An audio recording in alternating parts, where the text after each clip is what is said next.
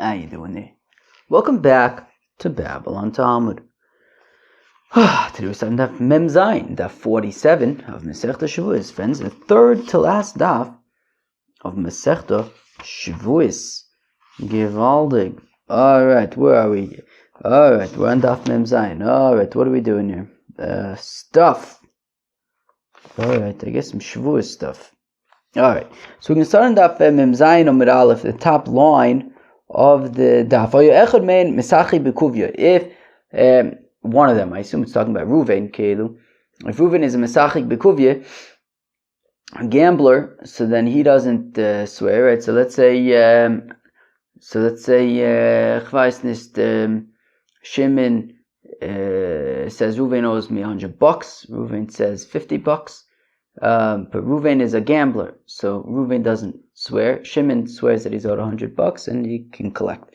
So, Asulamali, why do we need to mention the gambler after we already mentioned, for example, somebody who's chashud for Shevuos Eidus? You know, like we already mentioned, things that would be chashud ala Shevuah. So, why also mention gambler? Well, first we talked about psulin deoraisa, which I guess somebody who's like choshed ala shvua. I guess it's like for Shevuos Eidus. So Shevuos Eidus, Shevuos is Shevuos Apikodin. These are deoraisa things.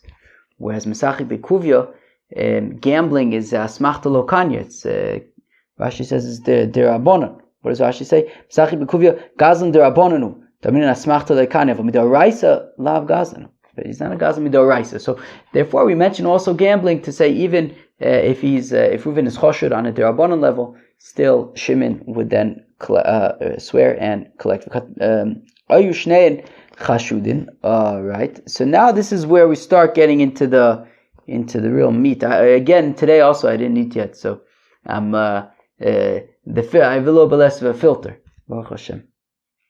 So where are we? So if they're so if both of them, so now we get into, so this is going to be a real daf. A lot of these dafs, it's like we're in Bava Metzia. I'll tell you epis. You want me to tell you epis? I've been saying that like Shevuos is like Bava Metzia. You know what the biggest proof for that is? The last daf of Masechta Shevuos, daf Mem Tes, is also the last parak of Masechta Shevuos. It's just one daf. It's literally called Arba Shomrnein. Shomerchinim Shol. It's like literally, anyways, we'll get there. But just in case you were wondering, is Masechta Shevuos really like the missing chapter of Bava Metzia? It is. Anyways. So now this is where we get into like the stuff of today's daf. You should name Chashudin if Ruvain and Shimon were both Chashudin al Shevuos. So Ruvain we can't trust to swear. So we say, okay, Shimon, you swear and collect. But Shimon also we can't trust to swear. So then what happens? So we saw a machloikes in the Mishnah, and it's interesting because it's kind of weird, but it seems like we just basically flip it around. But in the Mishnah we saw that Rabbi Yossi's opinion was Shvu, was it Yachsa Shvu Limkoma? Is that what the lashon was? Rabbi Yossi says Chazur Shvu Limkoma. Rabbi Yossi says that we'll have to explain what that means, but the swear returns to its place, and Reb Meir says Yachloku, that they split it. The Reuven and Shimon split it. Now we're going to see that apparently it's actually, the Gemara seems to be flipping it around, that Reb Meir says Chazur Shvuah Limkoma, which again we have to explain what that means. It's a machlokes. And Reb Yossi says Yachleiku, that they divided. Okay, so now says the Gemara, Omar le Rav Rav Nachman. So it says Rav to Rav Nachman. Heichi Tanan. How do we learn our Mishnah? Is it like we learn it that Reb Yossi says Chazur Shvuah Limkoma and Reb Meir says Yachloku, or is it punkt fakert? Amalei lo yadayna. Rav Nachman says Ich weiß nicht, or weiß ich nicht. Ich weiß nicht. You can also say weiß ich nicht. He says weiß ich nicht. Hilchsamai, what's the halach? What's the halacha? What's the halacha? Is it Chazar Shevuos Limkoma, or is it Yachloko? Amalei lo yadayna. Rav Nachman says veisich nisht.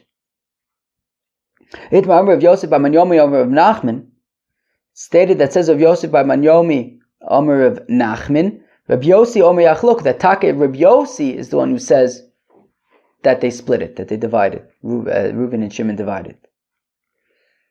V'chein Tani Rav Zvid bar Oshaya Rav Yossi Omer Yachloku. Rav Zvid bar Oshaya also says that Rav Yossi's opinion is that they split it. Ikadam, those who say Tani Rav Zvid Omer Oshaya Rav Yossi Omer Yachloku. Those who say that also, Rav Zvid Amar B'Shai says, Rav Yossi says Yachloku, just like he said a minute ago. Amar Rav Yosef by Banyomi Ovid Rav Nachman Uvdo Yachloku.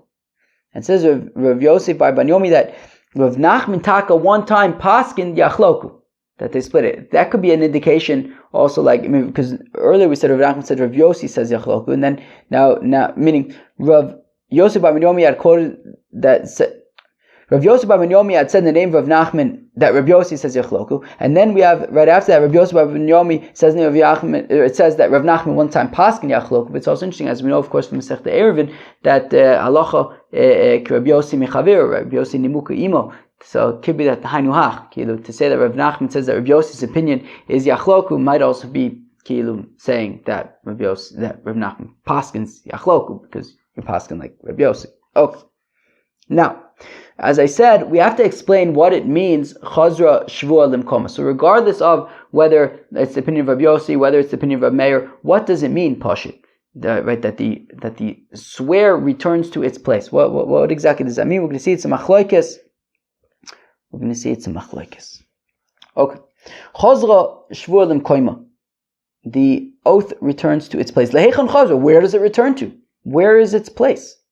Amar Rab Ami. Says Rab Ami, Rabbi Seinu shebeBavel Amru Chazar Shevuos LeSinai. Rabbi Seinu shebeit Yisrael Amru Chazar Shevuos LeMechuyev Lo. So says Rab Ami that our rabbis in Bavel, which as we're gonna see in a second, and as we know from Masechta Sanhedrin Daf Yud Zayin Amud Beis, Rabbi Seinu shebeBavel is Rav and Shmuel. Rabbi Seinu shebeit Yisrael is Rab Abba. So says Rabbi Ami, Rabbi Seinu shebeBavel Amu, our rabbis in Israel, in Bavel, i.e. Rav and Shmuel, say, Chazar Shevuos LeSinai, that the swear goes back to Sinai, right? So if Reuven needs to swear, but he can't because he's not trustworthy. Shimon then swears, but he can't because he's not trustworthy. So the swear returns to Sinai. What does Rashi say? LeSinai, third line of Rashi, LeShevuos Har Sinai, to the Shevua of Har Sinai, Sheshbiah Kadosh Baruch Hu es Yisrael alo sigzol, that the Rabbanu Shalom was mashbiah the Yidden not to swear. And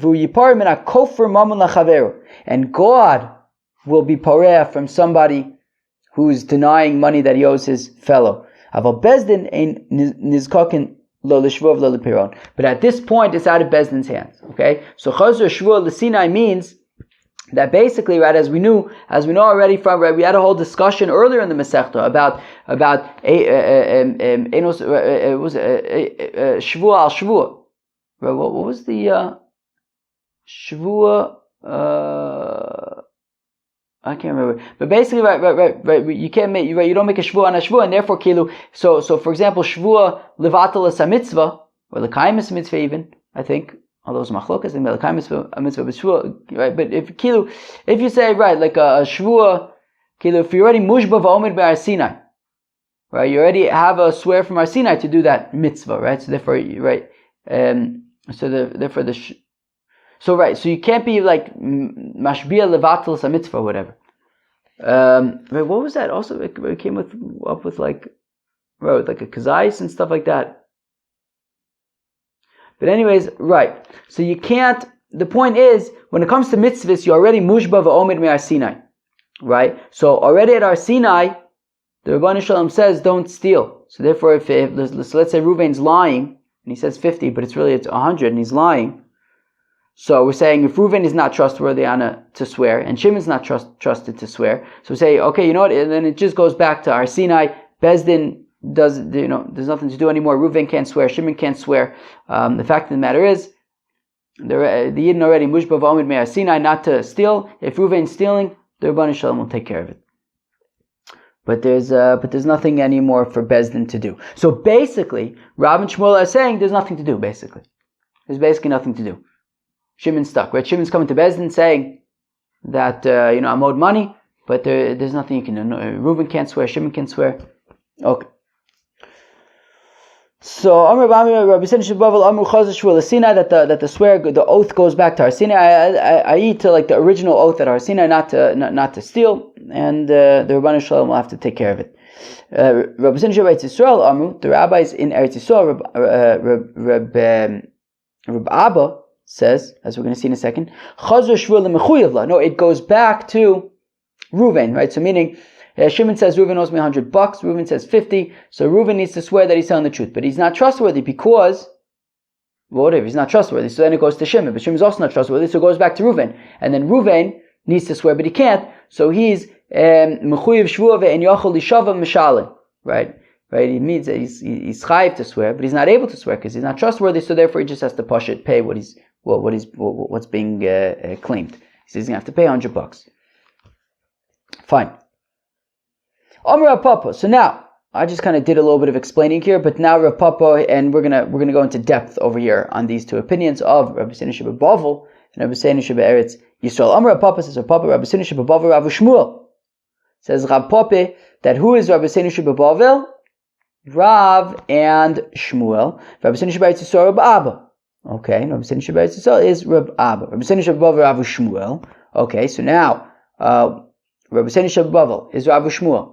And they are saying that basically when neither one is able to swear, neither Reuven or Shimon can swear, so basically it can't be collected. The Tanan, as we learn in a Mishnah, in our Mishnah, we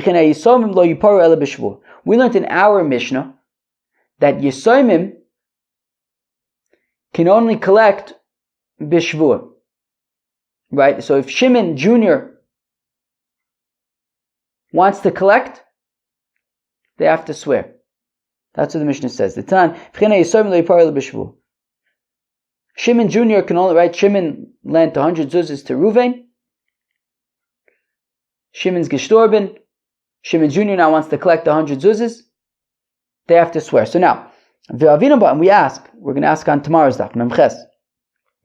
Miman, who, when we say that Shimon Jr. needs to swear, who is he collecting from that he needs to swear?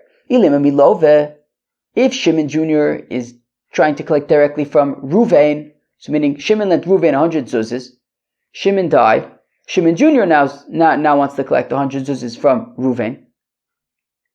But why would Shimon Jr. have to swear? If his father wanted to collect money from Reuven, he would not have to swear. So then why would Shimon Jr., right? If Shimon wants to collect from Reuven, he doesn't just swear. So why would Shimon Jr. have to swear, right? So Avun Shakil B'lo Shvuah, if Shimon would collect from Reuven without having to swear, Vinu B'Shvuah, why would Shimon Jr. have to swear? Usually we make it easier for the Yisomim, not harder. So this is what the Mishnah means when it says V'chena Yisomim Lo Yipar B'Shvuah. It means V'chena Yisomin Mina Yisomin Lo Yipar B'Shvuah. Okay. What it means is that if Shimon Jr. wants to collect from Reuven Jr., because Reuven's also gestorben, so if Shimon Jr. is collecting from Reuven Jr., so Shimon Jr. needs to swear, as we saw in the Mishnah, that his father never told him, right? Shimon Jr. needs to swear that his father Shimon never told him that the loan had already been repaid, whether on his deathbed, whether earlier. Shimon, right, and he swears that he never found any kind of a receipt that it was already paid. Right, that Shimon Jr. swears that to the best of his knowledge, the loan is outstanding. The debt is outstanding. Rav Shmuel da'amrit harayu, and on this, Rav and Shmuel say that it depends who dies first, whether Reuven dies first or Shimon dies first. L'shanu ella, when we say that Shimon Jr. swears to Reuven Jr.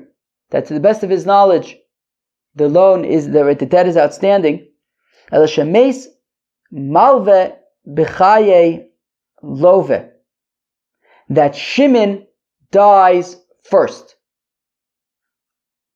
Okay? If Shimon dies first, so then Shimon Jr. can collect from Reuven, okay? And Shimon Jr. does not need to swear in order to collect from Reuven, as we said, just like Shimon wouldn't need to swear to collect from Reuven. Shimon Jr. doesn't need to swear to collect from Reuven. But then Reuven dies. And now Shimon Jr. is not collecting from Reuven, but he's collecting from Reuven Jr. So in that case, Shimon Jr. swears a Shevuos Yorshin, which Be'etzim just says that, to the best of our knowledge, the debt is outstanding, and then they can collect from Reuven Jr. However, right, so Shimon Jr. swears that to Reuven Jr. However, if it was the other way around, if Reuven first died, well then that means, and Shimon is still alive, so Shimon now needs to collect from Reuven Jr. Now, for Shimon to collect from Yisoimim, from Reuven Jr., he has to swear to Reuven Jr. that he's in fact owed the money. Which means that when Shimon then dies, essentially what Shimon Jr. would be inheriting is a loan that his father would have had to swear about in order to collect, and that he does not inherit. Let's go weiter. If Reuven died first, which means that Shimon would now collect from Reuven Jr., and that means that Shimon would have to swear to Reuven Jr. in order to collect. So which means that when, right, in Shimon's lifetime, Shimon was already chayav to swear to Reuven Jr. in order to collect the loan. Ve'ein adam morish shvua lebanov, and a person does not bequeath, Shimon does not bequeath to Shimon Jr. money that he would have had to swear in order to collect. Again, if Reuven died first, then that means that Shimon would have to collect from Reuven Jr. And in order for Shimon to collect from Yisoimim, from Reuven Jr., he would have to swear that he's in fact owed the money. Which means that this is money that Shimon can only collect via a Shevuah, and that doesn't get bequeathed. Which means that when Shimon dies, Shimon Jr. cannot, right, it does not inherit that money, that outstanding loan, and Shimon Jr. cannot swear about it. It can't do a Shevuos Yorshin, and Reuven Jr. doesn't know, right? So he can't swear about it either, right? If he knew that he owed Shimon Jr. money, of course he should pay it, but he doesn't know. And therefore neither of them can swear. So it's stuck. So we see that Rav and Shmuel say that when neither of them can swear, it's just be'etzem stuck.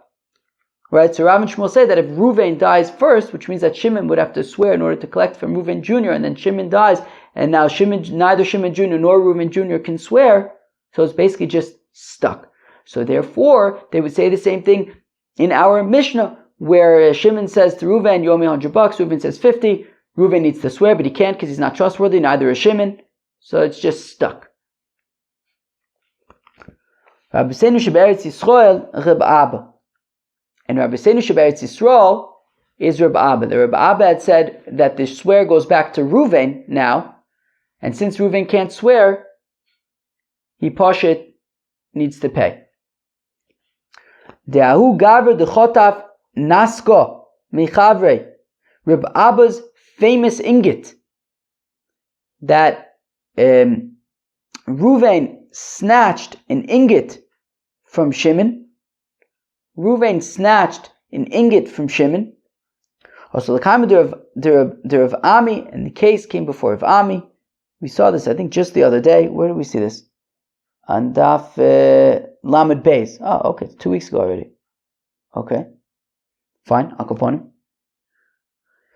So the comments of Rav Ami came before Rav Ami. Yosef Rav Abba came, and Rav Abba was there. I see Chad Saida and the Mecht of Chot Famine, and Shimon was able to find just one witness to testify that Reuven chapped an ingot from him. So now one witness generally would be mechayev a shvuah. Omli and chatvi v'didi chatvi. But you know what Reuven says? As we've seen this already at least twice. Reuven says, yes, I chapped it.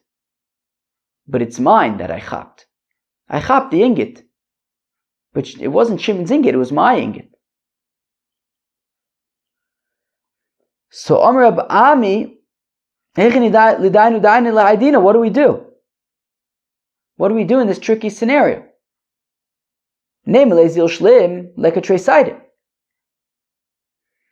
can't say to Reuven, alright, Reuven, pay Shimon the ingot, because we can't say to Reuven, pay Shimon the ingot, because Shimon didn't bring two witnesses. Okay, and since Shimon doesn't have witnesses, we could theoretically, as Rashi says, we could theoretically say Migo, that since Reuven could have just denied it flat out,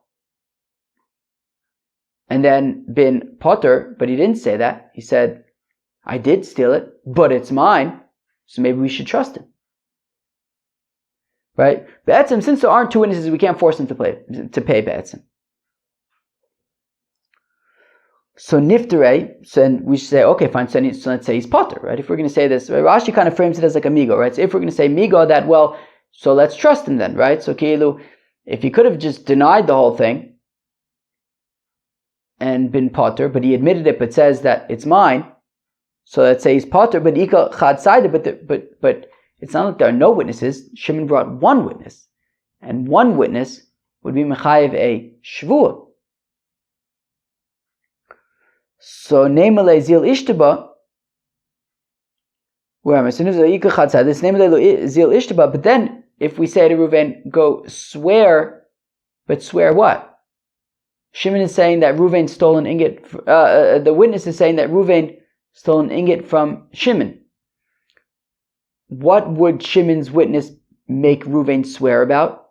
Well, if he's testifying that Reuven stole an ingot from Shimon, the swear would have to be that Reuven would swear that he didn't steal an ingot from Shimon. But he already admitted that he did, just that it's his. So came the Amar Michtav Chatvi, since Reuven already admitted that I stole it, he's not that he's an actual Gazlan, but the point is just like we don't trust a Gazlan to swear, and therefore a Gazlan doesn't swear, well, Reuven also here doesn't swear because the swear that he is mechuyev to swear is that I didn't steal it, but he readily admits that he stole it, just that he says that it's his. So what do we do in this scenario, right? Shimon does not have two witnesses, therefore we can't, right? If Shimon had two witnesses that Reuven stole an ingot from him, well then Reuven stole an ingot from Shimon, and if every single time a thief says, yeah, but it's mine, we believe them, I mean, that would be ridiculous, right? So no, if Shimon brought two witnesses that Reuven stole an ingot from Shimon, okay, so then Reuven would be chayiv. We can't just trust him, say that, believe him to say, well, it's mine. But Shimon doesn't have two witnesses. But at the same time, we can't say that Reuven is simply potter, because Shimon does have one witness, and one witness would be mechayev shvuah, but he can't actually swear, because the swear would be that he didn't steal it, but he admits that he stole it, just that he says that it's his, right? Or at least that he took it. So Amalei of Abba v'mechuyev shvuah v'en yochel lishava v'mechuyev shvuah v'en yochel lishava mishalim.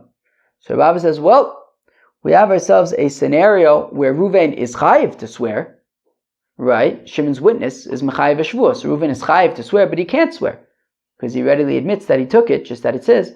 So since he's a mechuyev shvuah and yochel lishava, he's somebody who's chayiv a shvuah, but he can't swear for technical reasons, and therefore mishalim.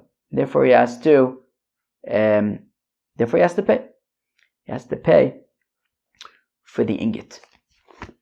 Says the Gemara, Amar Rove Kavose de Reb Abba, Mistaver says Rove that it makes sense like Reb Abba. That meaning within this shita of Chazra Shvuah Limkoma, and we had two opinions of what does it mean Chazra Shvuah Limkoma, and Reb Ami explained we have the Rav and Shmuel perspective, and we have the Reb Abba perspective. Says Rava that it makes sense to say that the halacha is like the Reb Abba perspective, that the shvuah goes back to Ruvain, and since he can't swear, he pays. It makes sense that the explanation goes like Reb Abba Ditani Reb Ami. I think the point is that Reb Ami, the same Reb Ami who's explaining these two shitas, he himself taught basically in line with Reb Abba. Shevuos Hashem Tiyeh Ben Shneim, that the pasuk by, I believe it's the Shomer Socher, the pasuk says Shevuos Hashem Tiyeh Ben Shneim, that the shvuah, an oath of God will be between both of them, velo ben ayorshin, but not among their heirs, right? So there's a so by a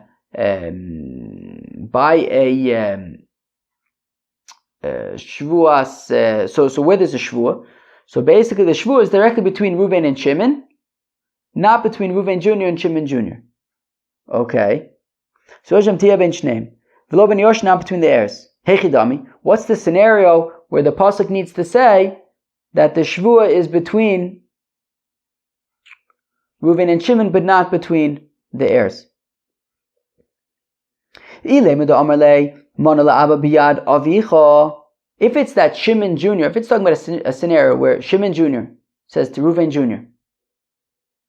that my father lent 100 zuzas to your father, my father Shimon lent 100 zuzas to your father Reuven, and Reuven says, Reuven Jr. responds, Chamshin Islay, V'chamshin Leslay, I owe you 50. Well, that's Pashit Modeh B'miktsas.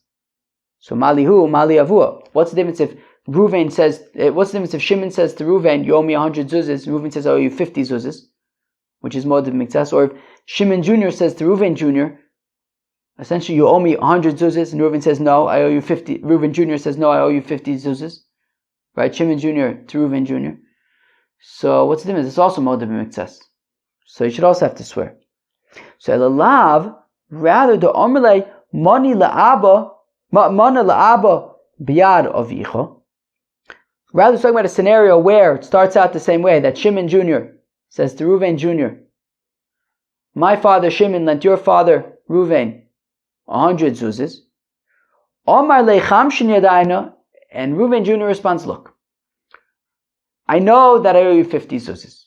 I know that my father definitely owed your father 50 zuzas. However, v'chamshin lo yadayna. However, I don't know, I'm not sure about the other 50 zuzas. So now there's a situation in Mechuyev Shvuah and Yachol Yishava, right? That if Shimon says to Reuven, you owe me 100 zuzas, and Reuven says, look, I owe you 50 zuzas, I'm not sure about the remaining 50 zuzas. So, in that case, Reuven is unable to swear. Because on the one hand, he's Modeh B'miktsas, he says, I owe you 50. But then he would have to swear, okay, I owe you 50, not 100. But he can't say that swear because he's not actually sure, because he says, I might owe you the other 50, I'm not sure. So that is a scenario where he's Mechuyev Shvuah, he has to swear because he's Modeh B'miktsas, but he can't swear because he's actually not sure, so therefore he has to pay. Well, it's Mechuyev Shvuah ve'en Yochel Yishava, the shayla is what happens in that case. So I understand if it's like Reb Abba, who says Mechuyev Shvuah ve'en Yochel Yishava Mishalim. I understand if it's like Reb Abba, who says that in this scenario where he can't swear, so he pays. So I understand what the pasuk is coming to teach. That Shevuos Hashem Tiyeh Ben Shneim, that this scenario is only between Reuven and Shimon, that Reuven would have to pay Shimon 100 zuzas. However, but not between the heirs. The pasuk is excluding that this would not be between the heirs, and I guess Reuven would not have to pay, right? Even though he can't, Reuven Jr. would not have to pay, right? Even though he can't swear, right? Because he's not sure about the other 50, but he wouldn't have to pay, right? So it's the Krala Miftar Gabi Yorshin. So the pasuk is saying that only Reuven would pay Shimon the whole amount, but not Reuven Jr. to Shimon Jr. So Eli Omar Oviv Ki Agavna Nami Potter, but if you say, like Rav and Shmuel, that in this scenario also there's nothing to do, and Reuven does not need to pay Shimon the full amount, well then Kro Gabi Yorshin normally. So then what's the deal with the pasuk?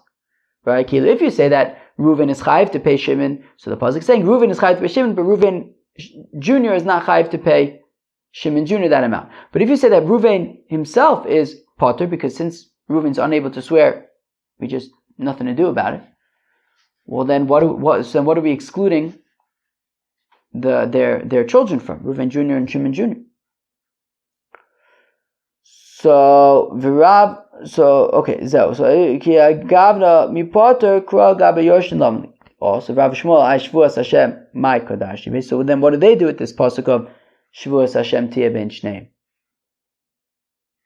So mi bar lechdetani they needed for the following. Brisa Shimon ben Tarfin Omer says Shimon ben Tarfin Shevuos Hashem tia ben shneim melamcha Shevuos chol al shneim. Right, we saw this the other day, and Daf Lamed Tes Amud Beis, right, because we had said that we try to talk the swearer out of swearing. We talk about how serious it is to swear, and we try to talk him out. But if he says no, I'm going to swear anyways, we say okay, get away from these. What do we say? Suru.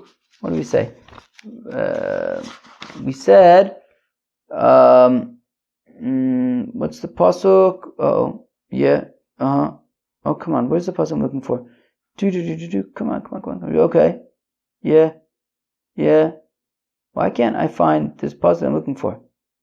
Yeah. Okay. Come on. Pasuk. Su no me al ohole o anoshma roi ma'ele. Right? They say, okay, fine. Let's get away from these evil people. The shaila is, I understand the swearer, but what did the person who's bringing him to court do?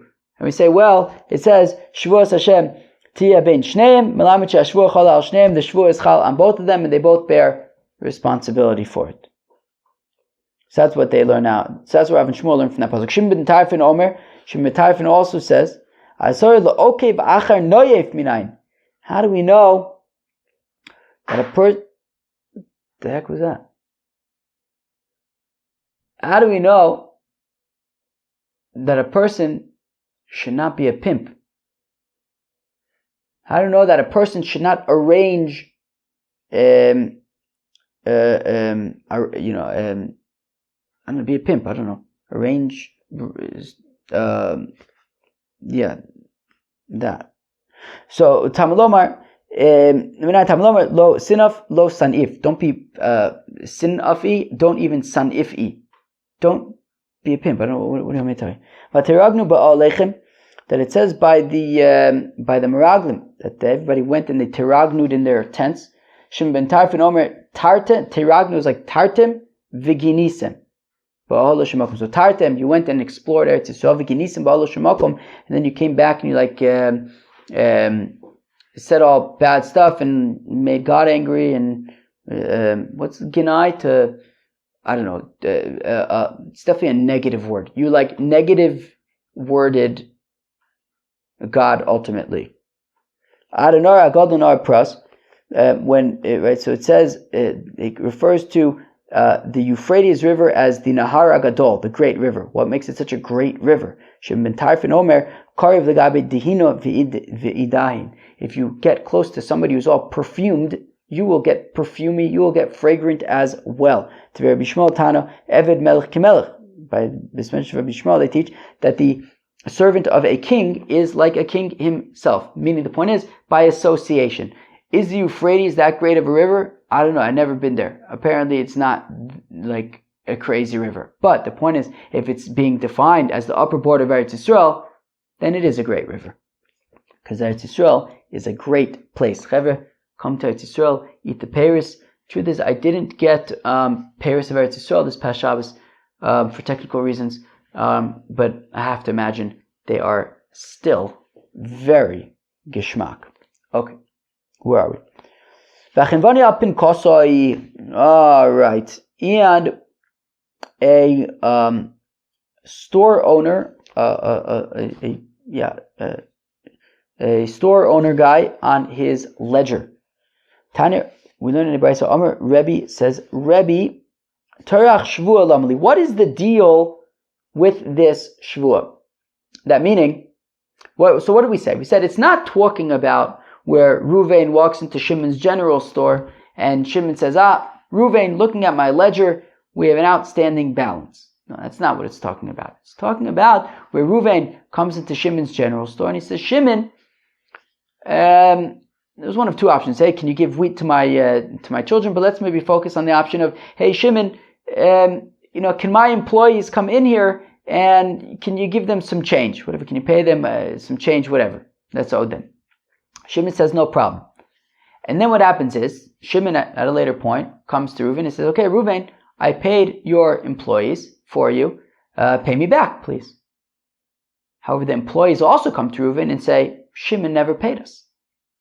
So what do we do in this scenario? So the Mishnah had said, they both swear. Shimon swears that he paid, and then Reuven needs to pay him. And the employees also swear that they never received the money. Therefore, Reuven also has to pay them. So Reuven's basically is getting hit from both sides. The thing is, Rebbe says, Tanya, Amar Rebbe, Torch Shevuos Amali. Why are we basically like making both Shimon and the employees swear, knowing that we're basically having somebody make a false swear? It can't be both. They both can't be true. That Shimon paid the employees, but also that the employees didn't get paid.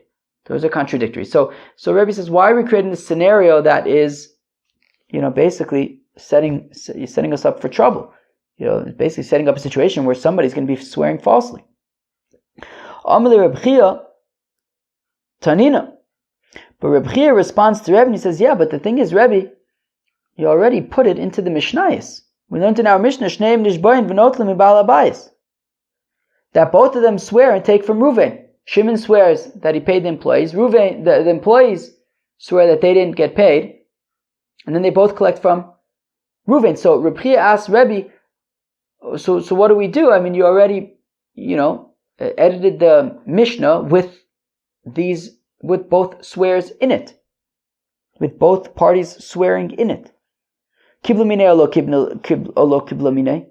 The shaila is, so after Reb Chia made that suggestion to Rebbe of like, I don't know, it sounds like it's like kind of too late. So did Rebbe kind of accept that or not? Or did he still say, no, we don't want them both to swear? Toshma, come in here. The sign that we learn in a Brisa, Rebbe Yomi says, Rebbe, poyalin nishboyin lichenvoni. That the employees swear to Shimon. Vim Isa, and if it would be that Rebbe maintained, like he said in the Mishnah, well then it should be the Balabayis. The Rebbe should be saying that both the employees and Shimon are swearing to Reuven. But it doesn't say that. So it sounds like he didn't accept it from Rebbe Chia. However, Amarava says, no, rather says Rava, actually Rebbe maintains, like he writes in the Mishnah, that Shimon swears to Reuven that he paid the employees, and the employees swear to Reuven as well that they did not get paid. However, when the employees swear to Reuven, they swear in the presence of Shimon, so that if they are lying, they will know that they are lying to Reuven in the presence of Shimon, who knows the truth. So therefore, Rebbe maintains that both Shimon and the employees swear to Reuven that they are owed money, but the employees do so in the presence of Shimon. Itmar, it was stated, Shtekite Edim Amakrishos Zo es Zo. Interesting. So what do you do when you have in a scenario where you have two groups of witnesses? Now, Chaver, we are going to call the first group, Group 1, and the second group, Group 2. Now listen up. There's also going to be Reuven 1, Shimon 1, and document 1. And there's also going to be Reuven 2, Shimon 2, and document 2. I will try to keep it as understandable as possible. It's not that hard. I mean, I think as long as we just kind of keep things clear, it's going to be fine. Yeah, I feel like I just made it sound like it's harder than it is. It's not. I mean, it is what it is. But anyways, I just wanted to kind of give the heads up that we have group 1, group 2, star 1, star 2, Shimon 1, Shimon 2, Reuven 1, Reuven 2. But it's not that big of a deal. Okay, so basically you have group 1, group of witnesses 1, group of witnesses 2. So you have group 1 testifies that, somebody killed somebody else. Group 2 testifies that somebody didn't kill somebody else. So one group is telling the truth, one group is not. One group is a kosher group of witnesses, the other group is a pasul group of witnesses. So Rav Huna's opinion is that, well, we don't know which group is lying and which group is telling the truth. So the shaila is, can group 1 testify in some other case? Can group 2 testify in some other case, right? If they go to testify in some other case, do we say, well, you can't testify because you might be the pasul group? Or do we say, I don't know, cheskas kashrus kilu, right? Do we say, well, if we go to testify in a different case where we have, so do we assume that they're kosher in a different case? We don't know for sure that they're pasul, so let's assume that they're kosher in a different case. So Rav Huna says that. Rav Huna says that each group can testify in different cases, and they would, in isolation be considered kosher. Whereas Rav Chizda wants to hear nothing of it. He says, no way. If we have a real concern that they might be pasul, they cannot testify in other cases. So, Itmar, it was said that you have group 1 and group 2, and they're contradicting each other. Rav Huna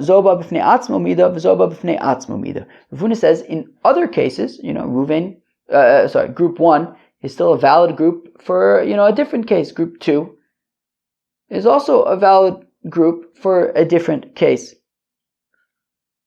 meaning other separate cases. Rav Chizda says no. Once they were involved in a case in which we know that one of the two groups are pasul, that's it. Until we resolve what's going on over here, they can't testify in other cases. Now, we're going to give 4 scenarios, where we're going to work them out. Scenario number 1. Shnei malvin, v'shnei lovin, v'shnei shtaris, hainu plugtayu. In a scenario where you have Shimon 1 lent money to Reuven 1, and there's document 1, and signed on document is group 1. Okay, so basically Shimon 1 lent money to Reuven 1. There's a document, which is document 1, and signed on the document are none other than group 1. Shimon 2 lent money to Reuven 2. There's also a document in that scenario. Document 2, signed on to document 2, is group 2. So the question is, can Shimon 1 collect from Reuven 1? Can Shimon 2 collect from Reuven 2? Well, Hainu Plugtayu. Rav Huna would say yes, because we said in separate cases they are each individually believed. So therefore, group 1 can sign on to document 1 on behalf of Shimon 1 for that loan, and group 2 can sign on to document 2 for Shimon 2 lending money to Reuven 2, and they could testify in separate cases. Whereas Rav Chizda would say they can't, and therefore Shimon 1 cannot collect from Reuven 1, and Shimon 2 cannot collect from Reuven 2, because these are invalid documents according to Rav Chizda. So again, Shnei Malvin, when you have 2 lenders, right? Shimon 1 and Shimon 2. Vishnei Lovin, and 2 borrowers, Reuven 1 and Reuven 2. Vishnei Shtaris, 2 documents, document 1 and document 2, and sign on to document 1 is group 1, sign on to document 2 is group 2.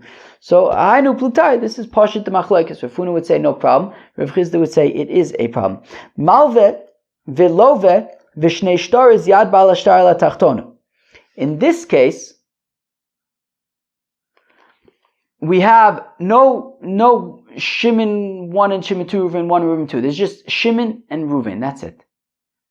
Shimon made 2 loans to Reuven.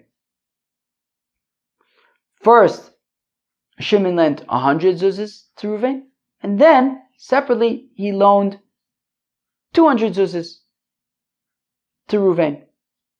When Shimon loaned 100 zuzas to Reuven, he drew up document 1 and had group 1 sign on it.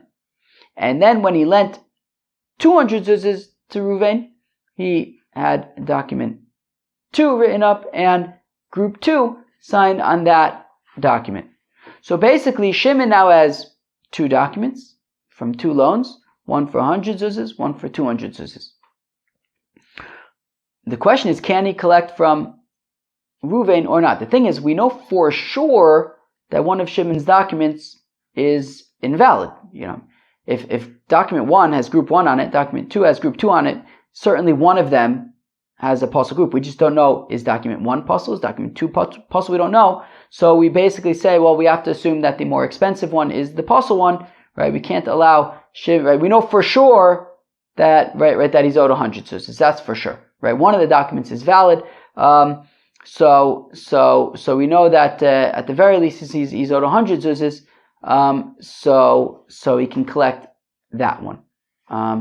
Because even if the 100 zuz document is the invalid one and the 200 zuz one is the valid one, so he's still entitled to at least collect 100 of it. So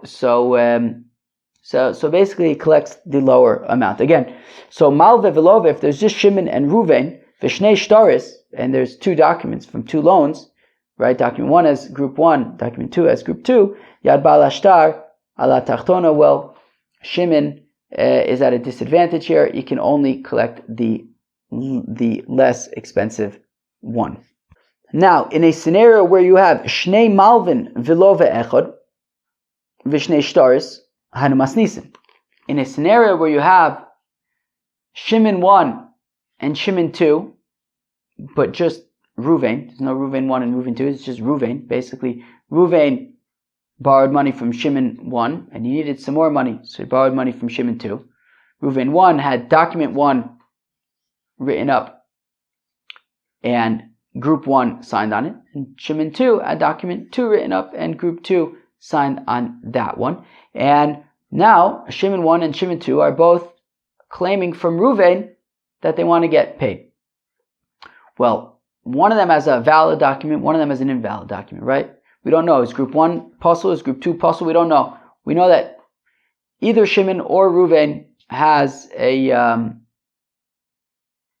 invalid document. We don't know who. Or either I don't know what you said. Either Shimon 1 or Shimon 2 has an invalid document. We don't know who. So basically, it's our Mishnah, right? Both Shimon 1 and Shimon 2 basically just, I guess, swear that they are owed money, and then they can collect. Okay. Fine. Where are we? Fine. Beis Lovin umalve echod vishnei shtaros my take. What happens in a scenario where you have, so Shimon lent money to Reuven 1, and there was document 1 written up with group 1. Shimon then lent money to Reuven 2, and there was document 2 written up with group 2. So now what happens? On the one hand, you could say that, well, both Reuven 1 and Reuven 2 could make the same argument, which is, my document is the invalid one, therefore you can't collect from me. Right? What are you going to bring document 1? I'll argue, document group 1 is puzzle. Right? Reuven 2 says, well, you're gonna bring document 2? I'll argue group 2 is puzzle. So on the one hand, there's that argument, but on the other hand, you could say, at least according to Rav Huna, that, well, group 1 is allowed to testify in other cases. Group 2 is allowed to testify in other cases. So therefore, maybe we should trust them. We say, Teku, let's move on. Most of Rav Huna bar Yehuda asks a kasha on Rav Chizdi.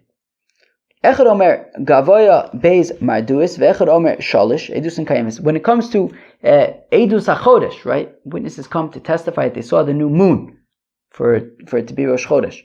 So you have these two witnesses. One of them says that it was 2 ox goads up into the sky, and the other one says 3 ox goads up into the sky. Okay, well that's fine. They could join together as one set of witnesses. Echad Omer Gimel Ve'echad Omer Hey, but if one witness says it was 3 ox goads up, and the other one says 5, well that's betela. Well, it's so the edus is betela, it can't be used, but they could join together for different testimonies. My lav leidus mama. We want to assume that what it means is that even though they are apostle here, they could still testify for edus mammon, implying that when you have apostle witness, right, or a witness that we're not sure about, that we have a sub, right? We don't know who's telling the truth. Is it the one who said 3, the one who said 5? But they can go and testify in another case. No, what it means is that, if one of them says 3, one of them says 5, so we throw out the testimony. But if another witness now comes and says, I saw it and it was 5 ox goads up in the sky, well then the 5 guy could join together with the other 5 guy, and now you have 2 people corroborating that it's 5 ox goads up, and they can now, because we can assume that he's the one who's telling the truth, right? The have lehu trei v'chad vein dvar shelechav makom shnayim. Well, because then you have 2 people saying 5 ox goads up versus only one saying 3 ox goads up, and they basically, right? We go with them, and we assume that he's the one who's telling the truth. All right. Sheesh. All right. Well, that was Daf Mem Zayin of Masechta Shevuos. We talked a lot about what happens in a scenario where you have a scenario where both Reuven and Shimon are not trusted to swear, right? We saw one opinion, which we already saw in our Mishnah, is that they divide it between themselves. The other opinion is that the swear goes back to its place. We saw a machlokas between Rav and Shmuel on the one hand, and Rav Abba about what does it mean that the swear goes back to its place. Rav and Shmuel say it means that, basically it goes back to our Sinai, and just leave it up to God, right? You're not allowed to steal. If one of them is lying and stealing, so God will take care of it. And Rav Abba says, it goes back to its place, i.e. it goes back to Reuven, and since Reuven can't swear, he has to pay. Peace.